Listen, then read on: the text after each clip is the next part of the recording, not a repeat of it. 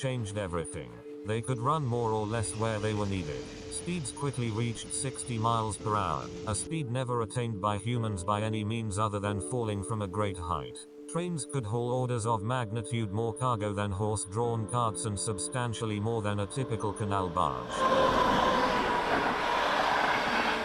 The concept of constructing a railroad in the United States was first conceived by Colonel John Stevens. In 1812, he described his theories in a collection of works called Documents tending to prove the superior advantages of railways and steam carriages over canal navigation. The earliest railroads constructed were horse-drawn cars running on tracks, used for transporting freight.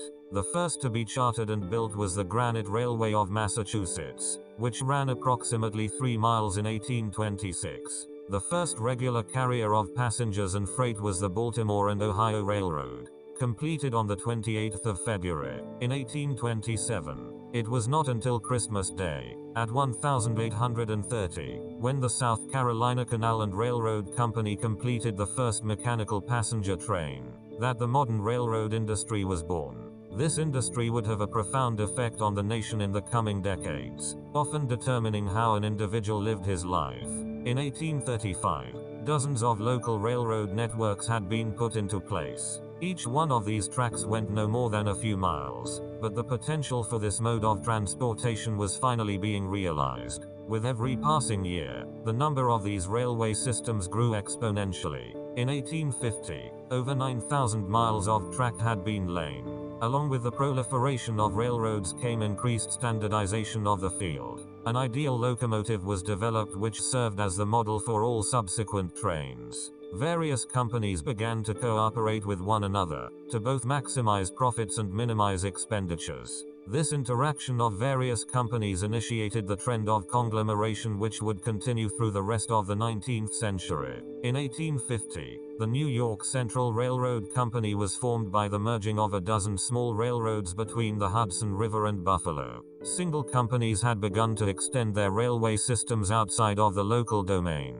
The government set a precedent with this action, and fostered the growth of one of the largest companies in the nation. With the onset of the Civil War, production of new railroads fell dramatically. At the same time, however, usage of this mode of transportation increased significantly. For example, the Battle of Bull Run was won by a group of reinforcements shuttled in on a railroad car. By the conclusion of the war, the need for an even more diverse extension of railways was extremely apparent. Soon after the war, the first transcontinental railroad was constructed. The Union Pacific Railroad Company started building from the east, while the Central Pacific began from the west. The two companies met at Promontory Point, Utah, on the 10th of May, in 1869. As they drove the Golden Spike uniting the two tracks, a new age was born.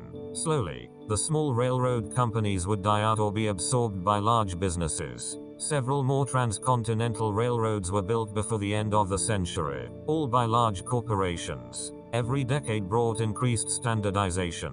In addition, labor unions were developed to protect the rights of the workers. As companies grew larger, they began to take over other related fields. Soon, large trusts were formed that controlled many aspects of both the economy and society. As more and more areas became controlled by the octopus of the railroad industry, it became apparent that regulation was imperative.